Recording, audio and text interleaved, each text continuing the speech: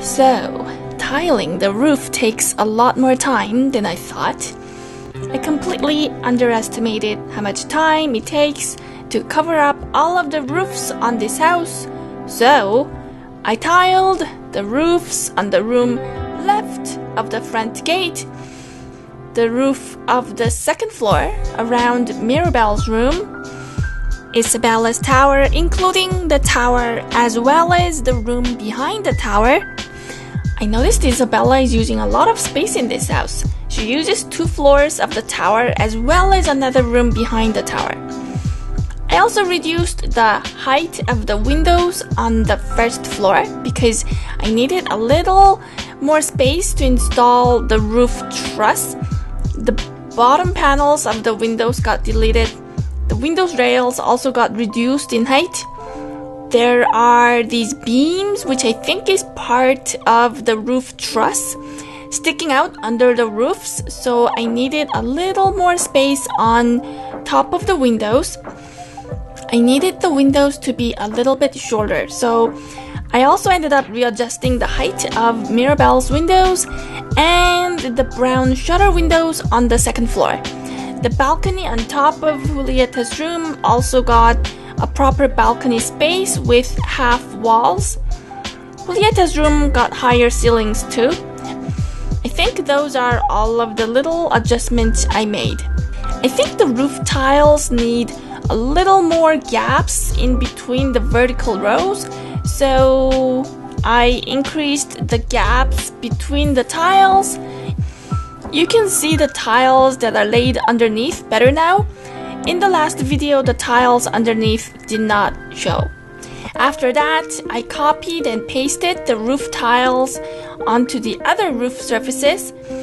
I thought copying and pasting should be easy, but it turned out not so much.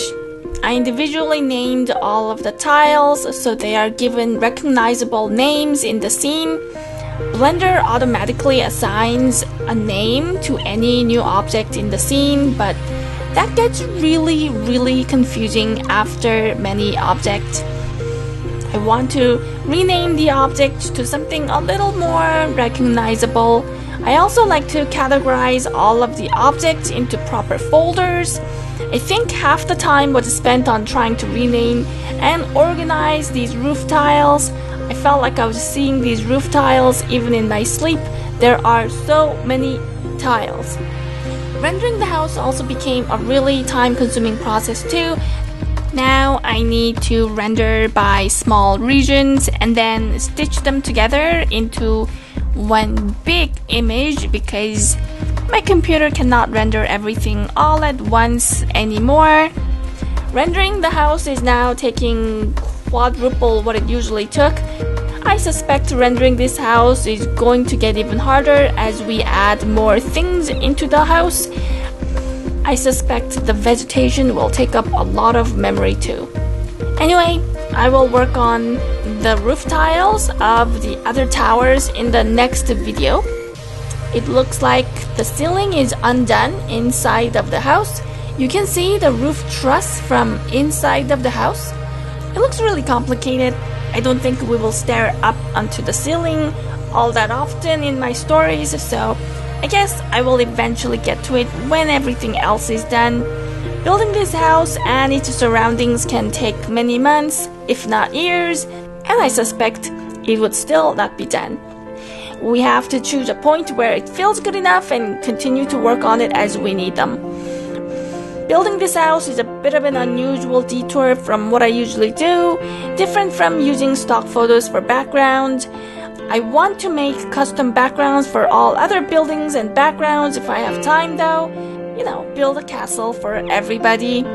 I was browsing around for some pre-made 3D plans that I could download for covering up the walls of the house, but I couldn't find any that I liked. They either have too many unnecessary polygons or most of these stock plants do not look like the plants in Encanto. I think I will have to make the plants too. Covering up the house with vegetation could take up a lot more time than I estimated, but we will only do some eye-catching plants first and then fill up the rest as we go. So the next video is finish the roof tiles for the rest of the towers. Hopefully Casita starts to look like Casita after that.